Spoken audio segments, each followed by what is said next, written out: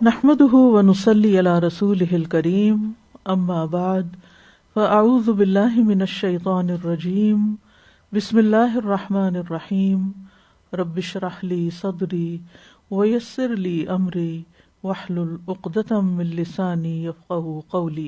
جب تک وضو کا پانی جسم پر لگا رہتا ہے ثواب ملتا رہتا ہے۔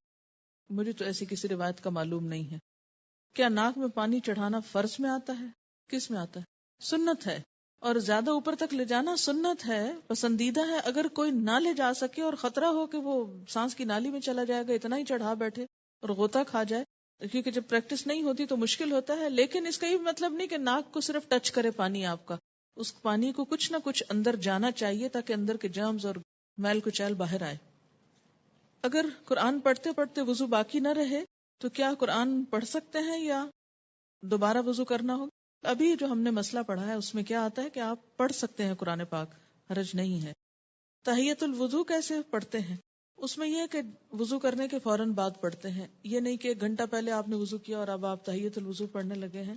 یہ وضو کرتے ہی جو 2 نفل پڑھے جاتے ہیں وہ تحیۃ الوضو کہلاتے ہیں، اور ان کا بہت اجر اور ثواب ہے۔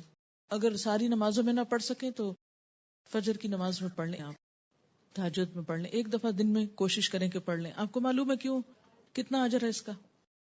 حضرت بلال والی حدیث یاد کر لیں کہ آپ صلی اللہ علیہ وسلم نے فرمایا کہ میں نے تمہاری قدموں کی چاپ جنت میں اپنے آگے آگے سنی، تو تم کون سا ایسا عمل کرتے ہو؟ تو انہوں نے کہا کہ آپ کو معلوم ہو ہی گیا تو میں بتا دیتا ہوں کہ جب میں وضو کرتا ہوں تو میں 2 نفل نماز پڑھ لیتا ہوں۔